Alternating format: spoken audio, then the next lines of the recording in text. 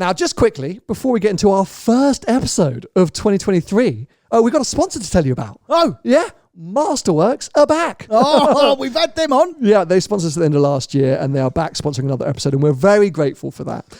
In today's episode, we're going to be talking a lot about car collections, and specifically the Lee collection that I visited in Perth, Australia. But of course, people around the world collect not just cars, supercars and classic cars and things like that, but also, I don't know what, shoes, anything. Watches, there's stamps. Weirdos. But one sort of area collection that's always, attracted people but been quite hard to get into is art. Yeah. Because it's just usually, the prices are insane. If you want proper investment grade art pieces, it's hundreds of millions usually. Yeah. Well, Masterworks basically makes that world, opens up that world to more people. They take some of the most famous and incredible pieces of art from Picasso, Monet, Banksy, etc., buy them in and divide them up into shares, suddenly making those pieces of art a little bit more accessible. Then they sell those paintings, you get a share of those profits. So we can all have a piece. All have a piece. I mean, last year, some of the numbers were insane. I'm going to bring it up just here. They did some net returns of 13, 17, 21, and 33% to their investors. Over 500,000 users, over $600 million invested. This is proper, legit stuff. As I say, proper paintwork. It's the equivalent of Ferrari, Porsche, McLaren of the car world is in the art world. Yeah. So we're not talking about Peugeots. No. So yes, we're very grateful to Masterworks for sponsoring another episode. If you're someone who's looking to invest in some assets, let's face it, the world's a pretty crazy place at the moment, and you're bored of cars and watches, or you've always wanted to get into the art world and found it a little bit hard to do so, this could be a great option. So thank you again to Masterworks for sponsoring another episode. Check out the link in the description to find out more. Anyway, let's crack on, Tony, with our first episode of the year. And I've got a big secret to reveal. Hello, one and all, and welcome to Behind the Glass, your weekly automotive podcast hosted by two rather uninformed enthusiasts. No. I'm Sam from the YouTube channel Seen Through Glass. I'm Tony from Gravelwood Car Sales. And you can watch us each week. We hope you enjoy the episode.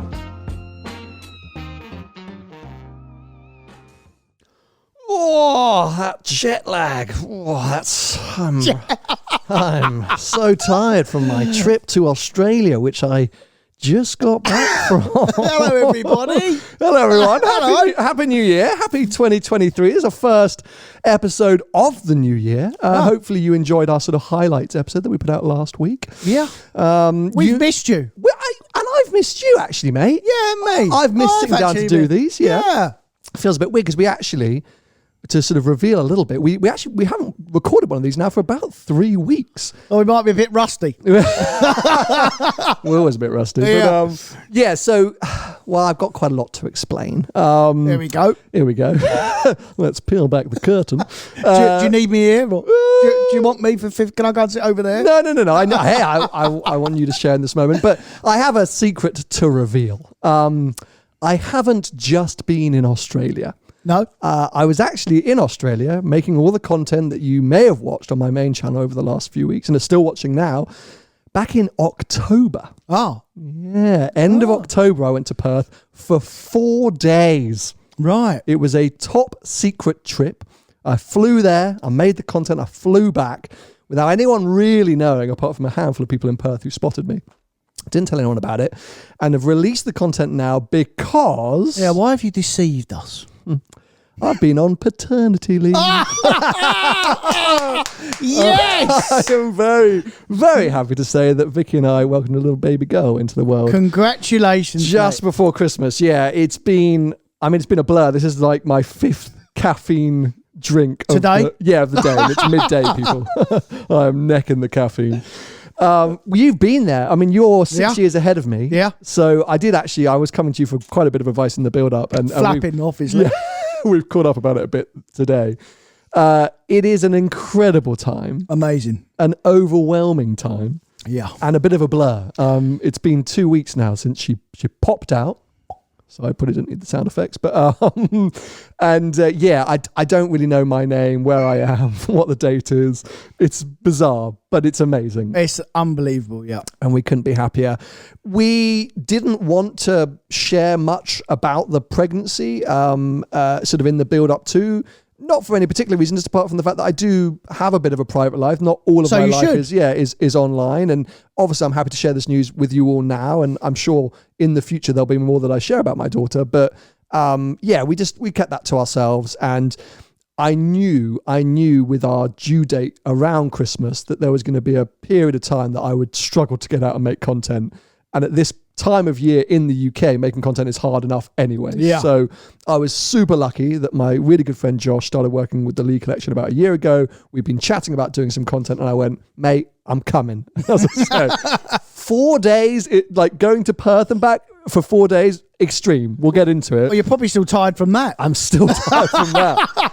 But well worth it because it meant I ended up with a bank load of content that was sitting there that I edited ages ago that's been sitting there sort of pre-ready to go. So sorry for deceiving you. Sorry for those of you that have messaged me from Perth saying, Sam, I'm looking for you. Where are you? A few people went to the hotel that I was staying at saying, I've been waiting in the lobby for 5 hours. It felt really bad. But yeah, it's been worth it from my side. Absolutely. And hopefully you've still enjoyed the content one way or another. So yeah, look, we'll get into that because I want to talk all about that trip really and the cars that I drove and my experiences and things like that. But first of all, you and I catch up. How was your Christmas? Well, I went to Lapland. We went to Lapland. Of course you did. Yeah. How was it? Cold. How cold? How cold? Do you remember? Really cold. So when we got to it's weird because there's like different temperatures for different parts of the country. So when we got off the plane at the tiniest airport I've ever been in, Northern Finland or Northern Sweden? Finland. Finland. Okay, Northern Finland. Tiny. Like in this country, you'd half compare it to City Airport, but smaller. Oh yeah, no, I've been to a few. I mean, the one I went Tiny. to for the Porsche driving experience was a shed. Yeah, You land at a shed. pretty much. It's Super like cool though. yeah, just a bit different. And when we got off the plane, like it was cold, -5, 10 maybe, Yeah, you know. freezing cold. So then we get to the resort, which is probably 40-minute coach ride. And it was really cold. -15, -20, -21, that sort of thing. And then when we went to the activities, which was another 40 minutes on the coach up into the woods, Wow. they said, we don't know the exact temperature, but it's between 5 and 10 degrees colder than the resort. Wow. So it was... So if you pissed, it froze when Mate, it was I've never experienced. I had 5 layers of clothes on and a jumpsuit, 4 pairs of socks. You know, I had everything on. Still I mean, freezing. Freezing. Yeah. It's bizarre. Extreme weather, hot or cold. It's quite hard to explain because you kind of think you know what it's going to feel like, but until you're in it, you're like, oh no, this is really cold. Yeah, but what was really weird is that if you went out for like 5 minutes, for instance, because if we come out of our room and we went to eat, then there'd be a short walk outside and I'd just have a normal coat and a jumper on and that's fine. But if you're out in it for like an hour, Yeah. that's when oh right, it is actually really cold. Do you know what I mean? That's when it gets you. I don't know if there's probably something biological going on with blood pumping when you go outside initially or whatever it might be, or your body adjusting, your body temperature adjusting. Yeah. But I remember, so I did Sweden when I was really young and it was like -23 or something like that. Yeah. And we stayed in an ice hotel Yeah. in Sweden and we were Wow. walking around and we were like in our hoodies. We were like, oh, this is so cool. And after about 20 minutes, we went, oh my God, it's freezing. Because it takes a while to really heat you. I think so, yeah. And it's the same with extreme heat. During Drive the World, we were in Adelaide on one of the hottest days on record. It was like 54 degrees centigrade or something like that. And same thing, you kind of walk around and initially you're like, oh, this is hot. But then after like 5 minutes, you were like, oh. It's boiling hot. It's, boiling unbearable hot. heat. But did you have a good time? Well, Molly did. Okay, important. She had a lovely time, and the experience that we had when obviously we met Santa. That's what it's all about. That's what it's geared all around. I'm sure some of you have been and done it.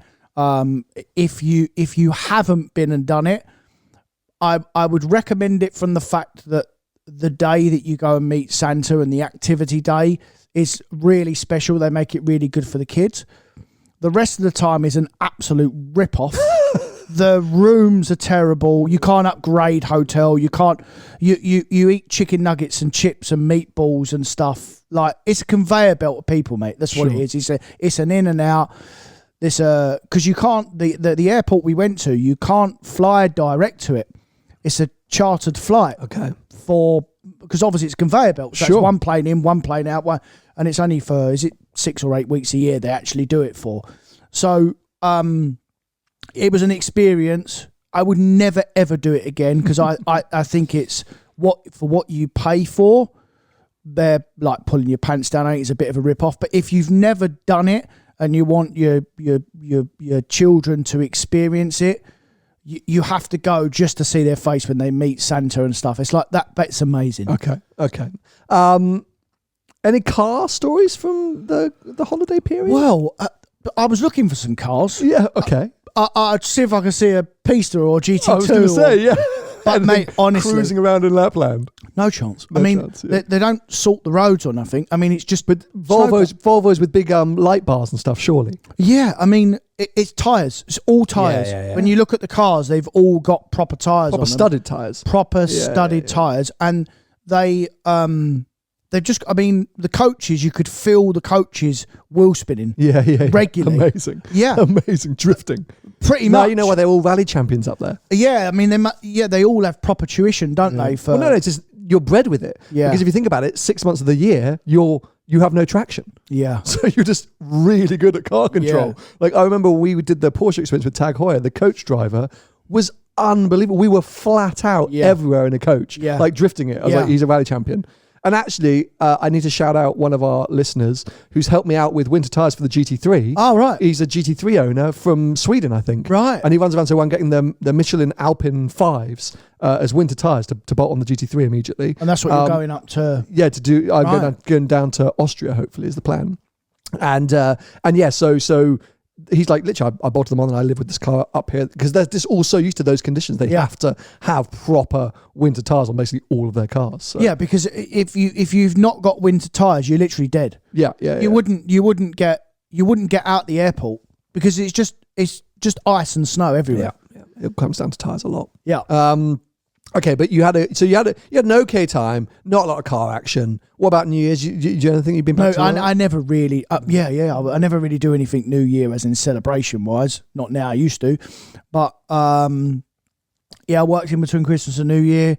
Bit of a funny time of year. We always sell cars in between, which we did. This month started off a little bit slow, but it has picked up. Today, actually. Nice. Okay. Loads more inquiries. The world's woken back up again. I think there's that first week back in the UK where we have those bank holidays, those days off. You have a 4-day week. A lot of people stretch their holidays. They do. And today, I'm getting so many more emails today with people back at work. So I think that kind of makes sense. Yeah. Our New Year's was a little uneventful. Well, you wouldn't have done nothing. Vicky was passed out by about 9 p.m. and I could not wake her. Like, there was fireworks going off everywhere. As Tony knows, I live in central London, so there was in Surrey, everyone. If you know central London, it's a Surrey bit. A lot of fireworks, and she just would not wake up. And then, the poor baby was just there. So yeah, it was not particularly eventful, but anyway, as you say, we're all back. We're back to work now. Back on the wheel. Back on the wheel, and here we are, back recording an episode.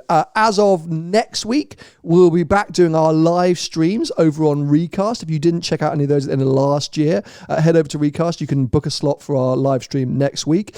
Also, I think Paul and I will be releasing our first episode of After the Checkered Flag, which, if you don't know, the video version is exclusively on Recast for a few days. That'll be happening next week. And we have one of our first bonus episodes coming up on Recast as of next week. So yeah, lots of podcast stuff happening in the weeks ahead.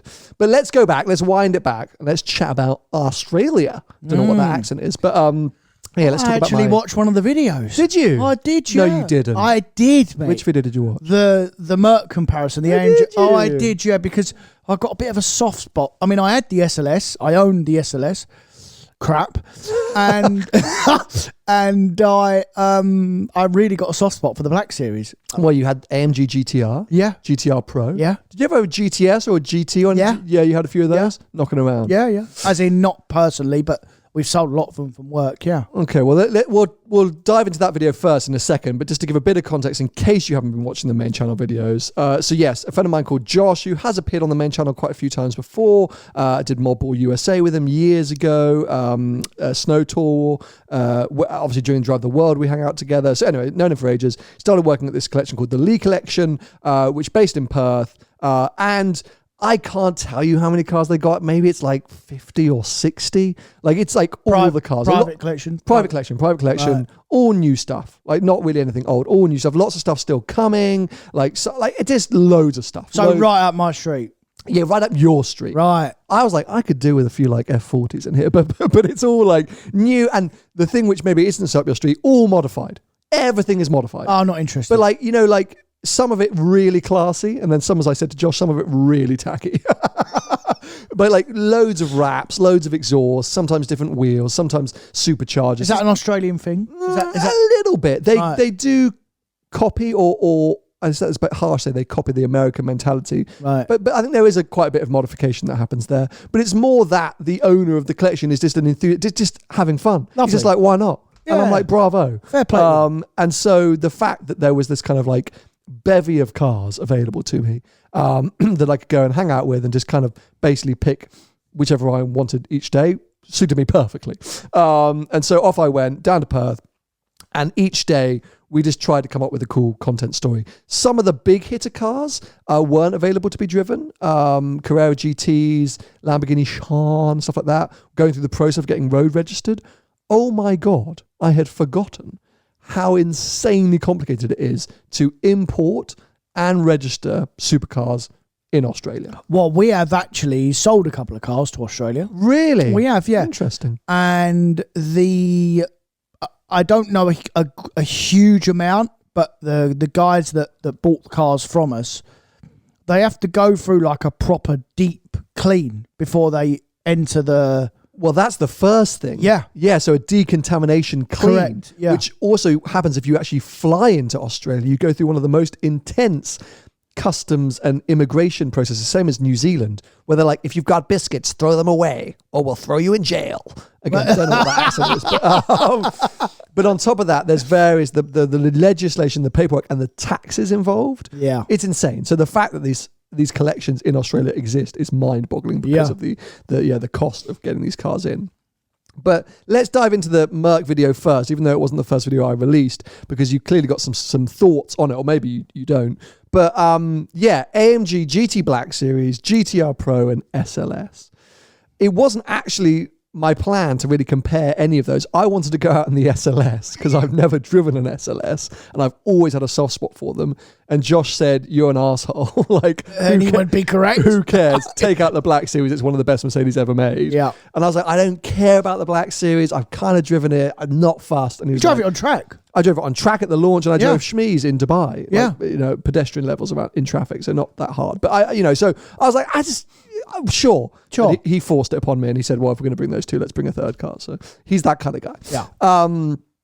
And as I said in the video, the Black Series pleasantly surprised me. Good. What have your thoughts been on that car? Have you driven one yet? No, not driven one. No. Okay. So outwardly, what are your thoughts been on that car? Well, I want one. But do you actually? Because you say this a lot, and you still haven't bought a GT2 RS. So. Well, I don't want one of them anymore. I wanted one, I'd have had one. Classic. So that's that. Why do you want a Black Series? Well, because I just think they suit me, and we've had several conversations, and you agreed. So, but we've had conversations offline, Tony. So remember, we're back doing podcasts. We're back on it. Yeah, we have an audience. Please explain why we think it would be up your street. Well, it's just it's a track focused car that I like. They're my favourite type of cars. My reservations about it would be the weight of it, obviously, but I liked the AMG. I liked the AMG Pro. I tracked them both and drove them on the road, done trips in them, and they're not quite as good as a GT version of the equivalent, so a GT3 or a GT3 RS for track. But actually, as road cars, I think they might be a bit better. Yeah, I think that's exactly it. So I just was Googling the weight, 1,600 kilos. So it's a lot. It's 250 kilos more than a Pista or something like that. Yeah. I guess. And it looks like a heavier car. I couldn't tell you immediately sitting here right now if it feels heavier, but I think it probably does. But because of its layout, because of its setup, because of everything, the fact it's a Mercedes, you hit the nail on the head. It's fundamentally an easier car to live with. So take some of its rivals, STO, 765LT, Pista, GT2. GT2 RS. Yeah. They're all a little bit compromised, but that Black Series is still fundamentally an AMG GT. I mean, you get that cage in it, but great big boot, super comfy, and its cruisy mode, it's just a bit of a shoutier AMG GT. Yeah, it's really, really like practical. It's be the most practical out of all of them. Yeah, sure. It doesn't feel as extreme as a Pista or an STO or an LT. Those feel so stripped out and really taut and focused and dialed in, where the Black Series, you have to dial it up. You know, just in its base setting, it feels very usable. Right. Which I think is great.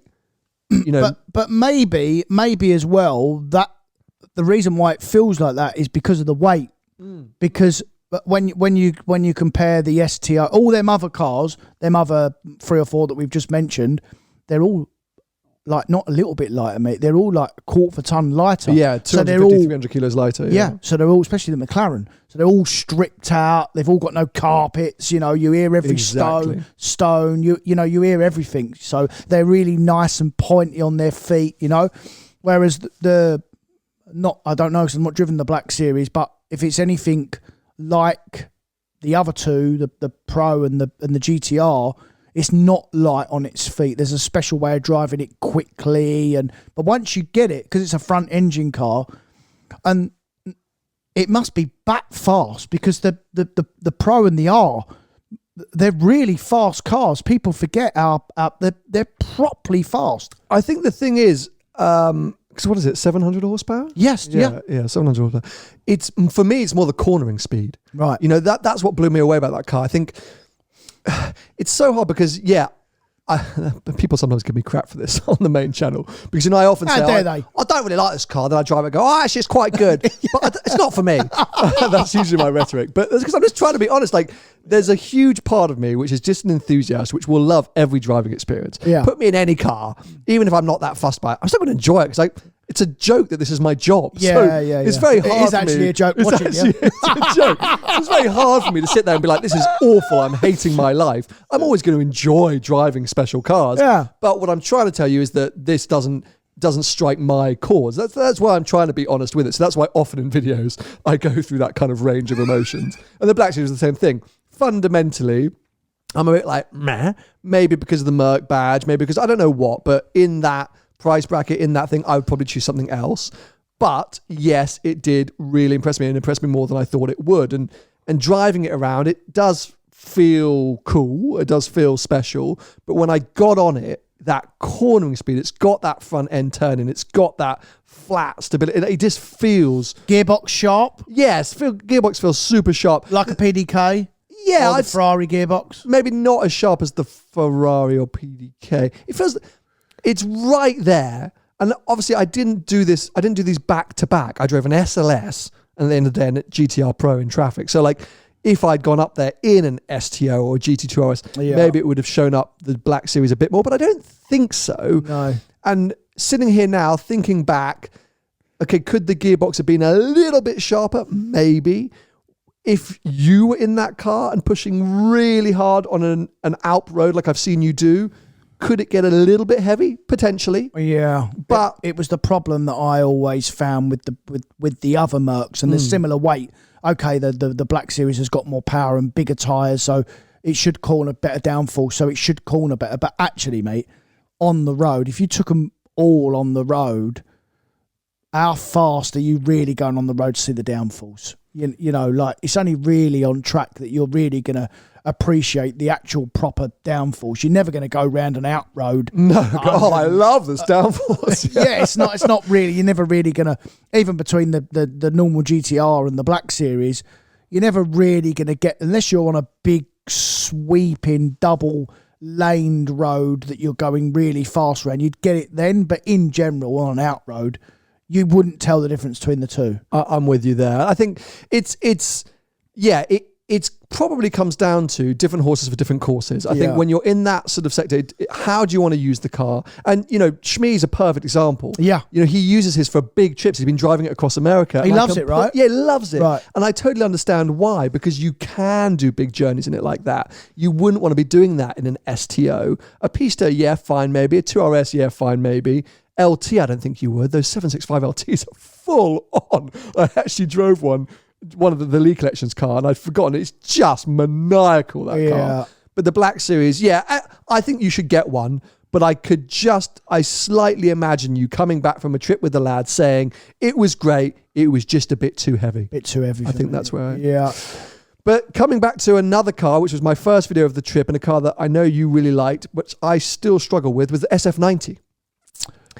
So we did speak about this a bit last year, but I couldn't really reveal that I'd driven one in great detail because obviously I'd filmed that content, but I was like, I don't know when it's going to go out because I've got a baby coming. So let's get into it now that I've driven it. Now, two things that I should tell you because I haven't been to Australia yet. Hint, hint, wink, wink. Me? Yeah. No, I'm going. We're going to talk about that at the end. Oh, okay. Come on, Tony. You really are rusty.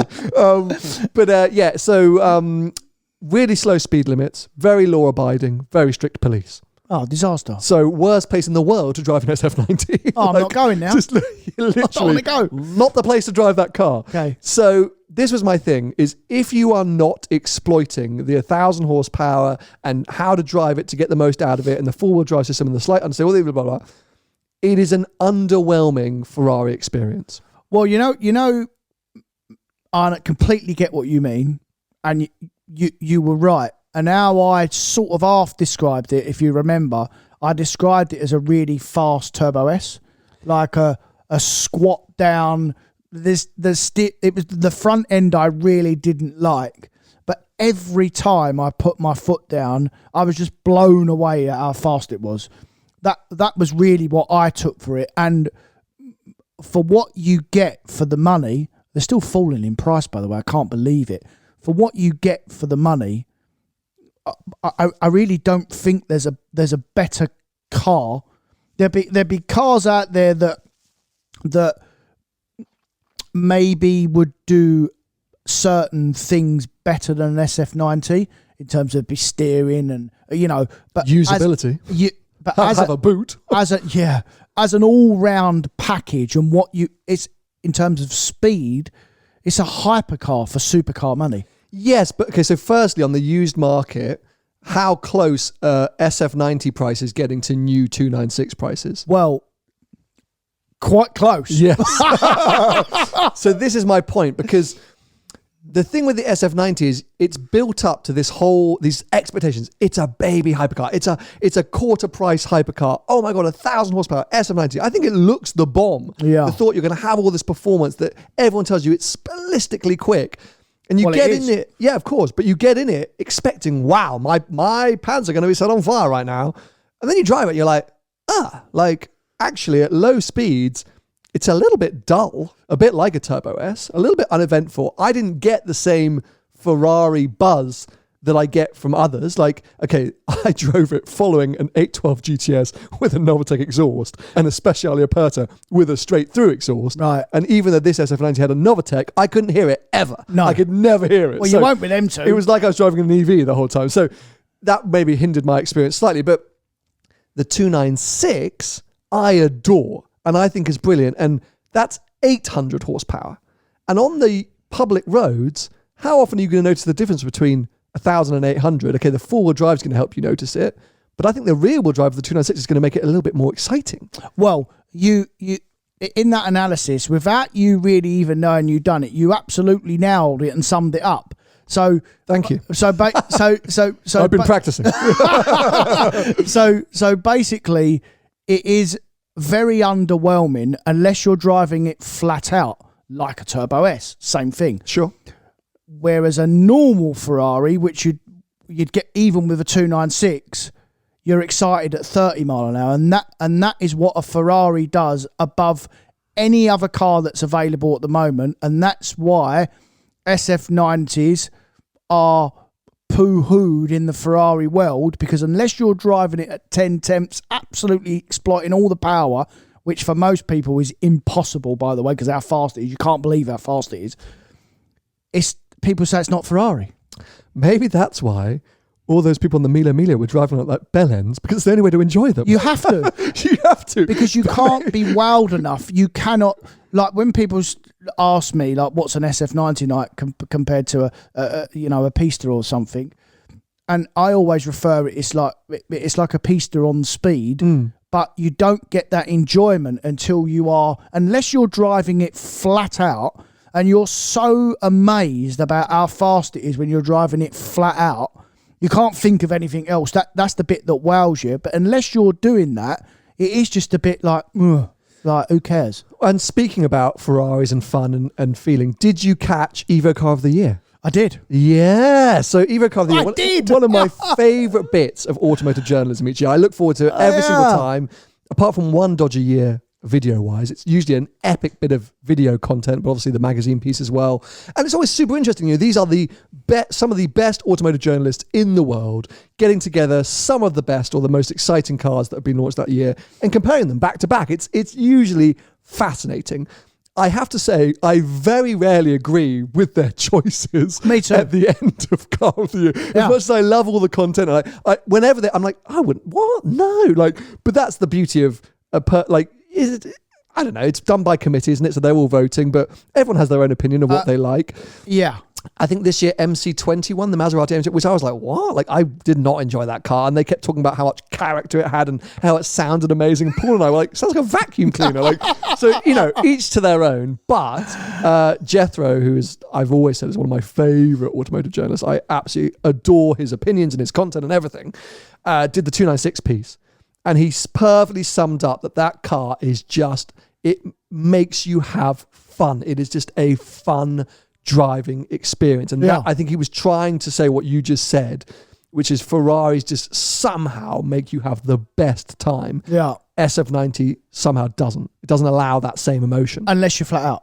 Sure. Okay, unless you're flat out. So that's illegal. Yeah, literally. Yeah. So I cannot wait to see how you get on in your 296. That's still coming, right? Comes March. March. Yeah, it's literally round the corner. Let's do a video on that, yeah?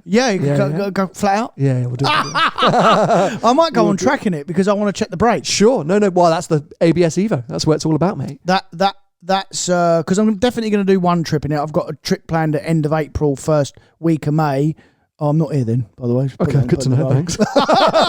Should write that down. Yeah, should write that down. Where are you going? Spain. Pyrenees and then over Spain. Lovely. Nice trip. Coming? I was going to say, you can come. I might have a GT thing. It'll be a manual one, though, so you can't keep up. Yeah, I won't be able to keep let's just give you the end points. I'll bring the 360 in. It makes no difference. I'll be going just as quick. Okay. Yeah, well, let's do a video on the 296 when it turns up. Yeah? Don't do it with Paul or Archie first. Do it with me. No. I won't do it with him, though. Don't get any views. Nor do I. Do it on this channel. Gets the most views. Anyway, so I can't wait for you to experience that. But yeah, Evo Car of the Year, let's just dive into that a little bit more for 2 seconds. Do we have to? Oh, really? You weren't a fan? I didn't agree with hardly anything any of them said. What did anything you agree with? The 296. Yeah. But in general, I mean, everyone has their different opinions, and that's the beauty of cars. But in general, I only really listen to 2 automotive journalists, Chris Harris and Clarkson. Okay. They're the only 2, because most of the time, what they say, when I experience the car, you agree with. 9 out of 10 times they're right. Every now and then I won't agree, and that's the good thing about opinions.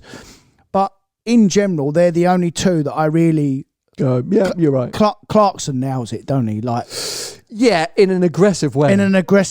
Obviously, he's so outspoken and just loves a bit of controversy. I think he made does it on purpose. Yeah, pretty outlandish comments over Christmas, didn't he? I think, was it about Meghan Markle? I don't know. It's not car related. So we probably shouldn't condone all of his opinions. But I meant car. I don't. Not his political. Yeah, exactly. I'm not interested. But you're right. He kind of nails the. I disagree. I think he's very blunt. He's like you. Yeah.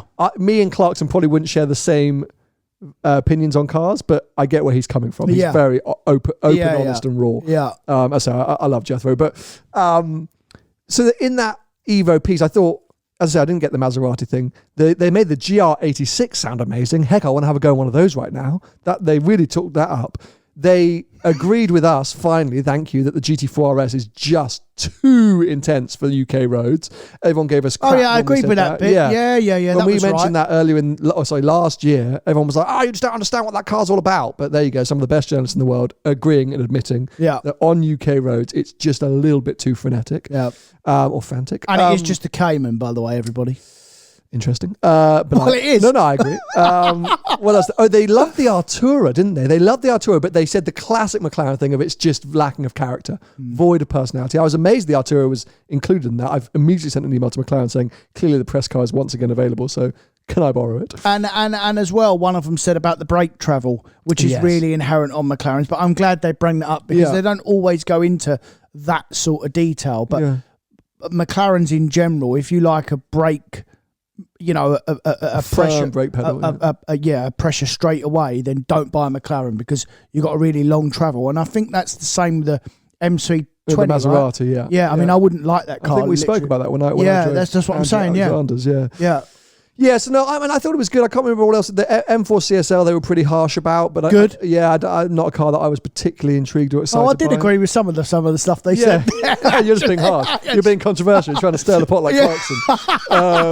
R8. I still love an R8, and I think not interested. No, but they said the right thing about it, which was you can't knock an R8. Like it's still like that engine, that gearbox, that package. Like it's still a great package. It's the people's supercar. Yeah, exactly. And that's what they said. They said, you just have to applaud it for what it is, but it's not going to win car of the year.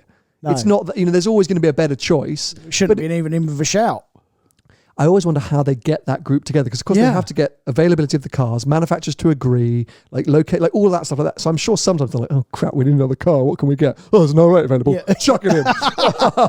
But no, I say I love car of the year. Don't always agree with the final ranking, but it doesn't matter. It's not for me to say whether. It's their opinion. Exactly. Yeah. So super cool.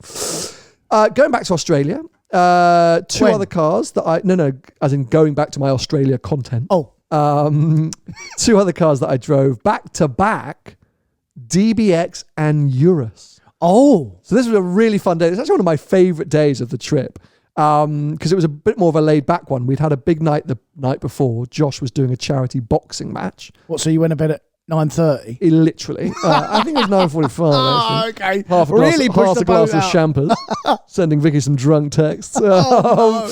But so we were all a bit groggy the next day, and we were like, let's go for lunch. And I was like, well, I should film something. So we took the DBX and the Urus. And first time that I'd driven the Urus for a couple of years, I think. By God, that car is good, isn't it? Great car. It is a bloody good car. The one negative, which it's not really a negative, is the fact that it just makes you be a hooligan. Yeah. You just drive like an absolute... But it's a Lambo. It's a Lambo. That's what it is. It's a Lambo. It's what it is. But it is brilliant. Yeah. DBX, still crap. Yep. Still crap. That's two things that we actually do agree on. Yeah. You just bang on. And I know that everyone said that the 707 is so much better as a driver's car, but it still lets itself down. And I'm intrigued by Urus Performante and Urus S because I'm a bit like, again... Waste of money. Yeah, that base Urus, it just does everything. Yeah. It does everything. Like it's got... If you're into the super SUV thing... I think that and G-Wagon are still the two. Well, the G-Wagon's a pile of poo. Yeah, but you're not going to lose money. If you're buying a G-Wagon... Well, you might now. I'd rephrase that. Everything's tanking off now, is it? Yeah. If you're buying a G-Wagon, you're not buying it for performance, are you? But you're buying it for presence, for stance, for what it says about you as a person, for the cruising around. And it cannot go wrong. There is nowhere in the world that's pulling up in a G-Wagon. It's just presence. And you don't care about the dynamic capability. I'd have a Range Rover over a G-Wagon. I know you would, because we're not G-Wagon people. Me, yeah. But if you're buying a G-Wagon for what you want a G-Wagon to say, it won't go wrong. Like, that is the ultimate. Do you know what I mean? Like, it's... If you're buying a G-Wagon to drive past Harrods, then that's why you buy a G-Wagon. Exactly. And if you're buying a Urus because you want a super SUV, you can't go wrong. Yeah. If you go left or right of that, you could be a bit upset because, for example, a Range Rover isn't stunting enough for someone who wants a G-Wagon. Well, it's the everyday Golf. That's exactly that. So that's what I mean. So in those brackets, DBX, Cayenne Turbo GT, Bentayga. No one cares None of them about that, does as okay? good a job as a Urus. No. And for G-Wagon, V8 Defender, no one cares. What else is in the G-Wagon? I mean, Urus and G-Wagon are a level. Bentayga versus, it's not the same. You don't get that same. So that's why I say in those niches, they're the best. But yeah, it was Cullinan, where does that come in? good point. Very good point. I don't know. I think Cullinan leans more towards the G-Wagon side of things. It's all about presence and stars and who you are and rocking up at the restaurant and money. You're not taking a Cullinan to the Alps, are you? No. No. That's a G-Wagon. That's with the G-Wagon, them two. Yeah, I think that's a Harrods car. If you want a posh G-Wagon, get a Cullinan. Yeah, if you want to be even richer, if you want to prove that you're really rich. But yeah, it was a cool test, and as I say, and just highlighted just how good that Urus is, and the DBX just falls a bit short. And I'm hoping that 2023 we're going to see Aston finally bring in some new tech. We did hear that last year, didn't they? They were going to start doing all their own infotainment systems or change up the infotainment systems. Their own? I think maybe buying Bosch or as in not relying on the Merc infotainment anymore. Right. And I hope so, because God, they need it. The other thing which is annoying about the DBX is it's not like any of the other Aston Martins. Like the driving modes, the buttons, they're not the same as the DB11 or the Vantage. That's confusing as well. It took me half an hour to work out how to do anything. Well, it's because it's an SUV and not a sports car. No, but it doesn't matter. Like, a Urus isn't the same as a Hurricane. But it's the same as an RS6. Or I got in the Urus. I knew I knew how to do everything. Yeah. Apart from flick Drive the 15,000 sport mode. Yeah. Apart from that, I knew how to do everything instantly. Yeah. Everything was easy to figure out. The DBX took me half an hour. Where are the windscreen wipers? How do I turn the handbrake off? Like everything was just confusing and complicated, which was annoying. And then we'll come on to my final adventure of the trip, which hasn't gone out yet. Well, actually, depending on when you're listening to this podcast, you may have seen this video, but if you're listening to this the day it's released, this is the video to come on Sunday. I spent the morning in the back of the brand new Mayback. In the back? Josh chauffeured me around. Right. This is we were running some final tasks before we did this big drive. We basically took the entire Lee collection out for a big drive. I drove the 812 GTS. Unbelievable. Best car in the world. Anyway. New Mayback. Lovely, but way more dynamic feeling than the Ghost. So I guess as a driver, it's a bit more enjoyable. It makes the passenger experience not quite as wafty, but boy, is it good. Boy, is it lovely. If I was a rich man, very happily to be in one of those. Very happy. In the back? In the back. Yeah. In the back. I'm not that fussed about driving it, but in the back. But you were saying to me, they've always historically lost a ton of money. Well, I'm not sure about the new one, but with that chauffeur kind of vehicle, S-Class, Mayback, the 7 Series, the A8, that big saloon vehicle, and I'd probably speak worldwide here, they just don't have a used market. Once you buy one new, because you want it for a purpose, because you're very, very wealthy, the problem is, if you're very, very wealthy, you buy a new one, you don't buy a used one anyway. And secondly, if you're not so wealthy and you buy the S-Class or the other two German ones, the BMW or the Audi, then you're a chauffeur company. So who buys them as a used car? So anyway, you buy them as a used car is if they're really cheap. So they go from 100 grand and then you get a 3-year-old one and it's 30 grand. Because I saw you can get the V12 7 Series from like 3 years ago at like 40 grand. There you go. It would have been 100 and something. Yeah. That's so interesting. So do you think they are the fastest depreciating cars, big executive saloons? I would say worldwide they are as well. Really? I would say, I mean, I don't know too much about the rest of the world, but when you just look at who it appeals to, listen, there'll be certain places in Romania or stuff that probably love them, but even then I bet they buy them new. Yeah, They don't buy a used one. Yeah. So, but then could that be a steal? Because a 3-year-old... No. Why not a 3-year-old steal. V12 7 Series that was 110 grand new that you're now picking up at 50 grand at half price after 3 years and 20,000 miles, for example? Is that not a brilliant car? Yeah, but so's a 50 grand Range Rover. But is it? Well, can you get the 50 grand Range Rover? Like you get a Range Rover for 50 grand and it's more of a purpose. It'll hold its money better. You'll be able to sell it. All right, it will break because they do break. But an SUV then, an X5 or a Q7 or something like that. So that's why people buy them. So they keep going down, do they? The big executive stuff. It's of once course. it gets to 40 grand after 3 stop. years. So they don't peter out. They don't level out. They just keep.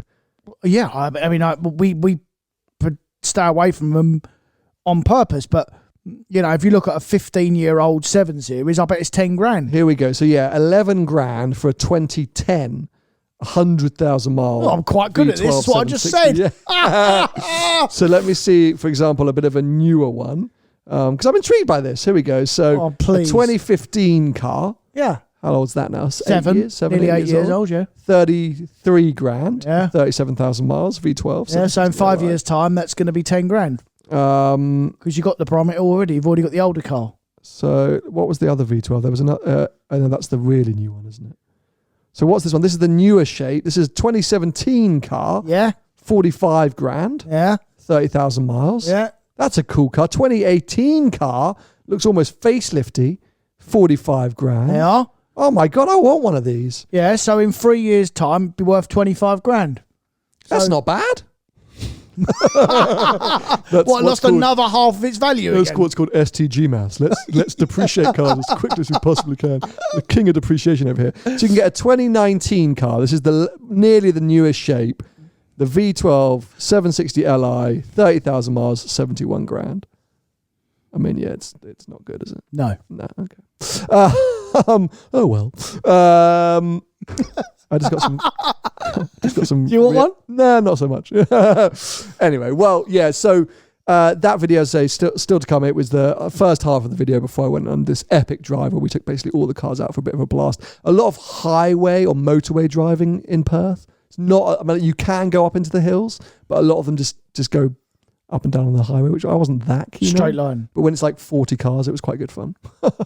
So you've kind of inadvertently hinted at it quite a few times during this podcast. There is a plan. A plan? A bit of a plan to try and get back to Australia. Yeah. Actually this year. With me. Oh no. So following on from I'm going to say the success of our LA adventure and last year. Yeah. We do want to do a few more international behind the glass adventures this year. And one thing that we're really seriously looking at is a behind the glass Australian tour circa November 2023. Yeah. So this will be incorporating some live events. We want to hit off at least Sydney, Melbourne. I'm going to say Brisbane, Adelaide and Perth as well. But it depends on logistics, timing wise. We're already speaking to a few different partners and companies. If you are in Australia, in this part of the world, and you want to get in touch about hosting a live event, sponsoring some content, anything, get in touch, because we're starting to look at it pretty seriously right now. We want to go really big, because the last time I did anything major in Australia was 2019 for Drive the World, and we did these meet and greets, and no joke, thousands of you turned up. Like, we did one in Brisbane with over 1,000 people, did one in Melbourne with over 1,000 people, did one in Adelaide with about 300, 400 people. Obviously, we've never done a behind the glass live with that many people, so it would be quite interesting to figure out how we would do that. But we're keen to. We're going to do it if we can. Yeah. And let alone some cars and coffee. So we got big plans, and I think that'd be really exciting. Another place that Tony's never been.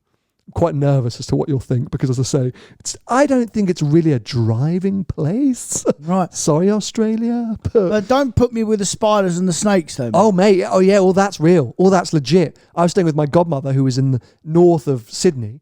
And we went into our bedroom one night. Massive lizard, massive, not just a lizard, like a huge dragon. It's crawled, So what'd you do then? Shoot it? No, just scurried it out of the room somehow. What if it eats you? No, it's not going to eat you. The small stuff, I think. Correct me if I'm wrong, Australians, but it's usually the small stuff that messes you up in Australia. The big stuff is harder to. You don't want to get in a fight with the kangaroo, but it's the little things that really. Well, you can't outrun a kangaroo. I'm sure how fast they run. I've seen them. They kept up with my 911. That's not hard. You were driving. But yeah, so lots of different ways that we might do this. We might do it as an epic road trip, drive between a few different cities. We might fly in and out. We don't know. We're looking at it now, but it's something that we're very keen to try and work on. So that could be something to look forward to for November 2023. Yeah. But we teased it at the end of last year. We've got a few other plans as well for some other trips, some other adventures, and some other international live events. For those of you that have been asking about lives for this year, We tend to announce them kind of March time. We take these first couple of months of the year just to kind of sort of plot and plan. So I don't think you'll be hearing much about the live events until around March, because it is just dead in the UK at this time of year. And let's face it, no one really wants to do too much in the rain. Cold and raining and horrible. Also, quite hard for me to get away from the baby right now. I'll be honest. Bring her along. This has already been stressful enough. I've been out of the house for an hour and a half. It is intense. Flapping. I'm literally keeping an eye on my phone, waiting for Vicky to be like, get back here now. This is my first venture outside. So yeah, I think March time we'll be making some announcements about Behind the Glass live. And the only other thing which I guess I have to say is next week, officially, it's GT3 collection time. Oh, you're getting it next week? Yeah. Oh, right. So I think what we'll do is I'll reveal the colour. What, you're going to get it next Monday? No, next Sunday. Right. Next Sunday. So video will go live on the main channel next Sunday. But I think in next week's episode, I'll reveal the colour and maybe something else about the spec. I don't know. But definitely I'll reveal the colour exclusively. So stay tuned on the podcast. And if you want to know before Thursday, watch our live on Recast. There we That'll go. be on Monday. Well You can done. tune in. You'll know a week in advance the colour. I don't want to reveal too much because I want the main channel videos to still have a bit of an impact. But I think I can probably reveal the colour and then we'll go from there. But finally, mate. I just need that car in my life. And then big adventures ahead. Yeah. Anything else you want to tease, mate? Anything else you want to let people know about? Not really. Not really. Life is life. Carry on. Keep Got any going. cars that you need to sell? Yeah, lots. Go on the website. I could do with buying a couple of cars, actually. Okay. I could do with buying a few cars, so if you've got a car to sell, then let me know. 0 to 3 years old. 0 to 3-year-old, sports, prestige, hot hatch. Yeah, all Bugatti that jazz. Veyrons, all that kind of Yeah, we'll have them all. Got no money, might as well go out with a bang. Well, anyway, thank you all for tuning in. As I say, I'm sorry for conning you all on the main channel, but it was with a purpose. And as I say, it's been a very exciting time, and I'm sure more to share on that in the future. But for now, if you want to follow Tony, he's at Tony Gravelwood Car Sales on most social media platforms. I'm at Seen Through Glass on most social blah, blah, blah, blah. There we go. Fell apart right at the end. Most social media platforms. And yes, make sure to tune in next week for exclusive colour reveal of my GT3. Bye-bye. See ya.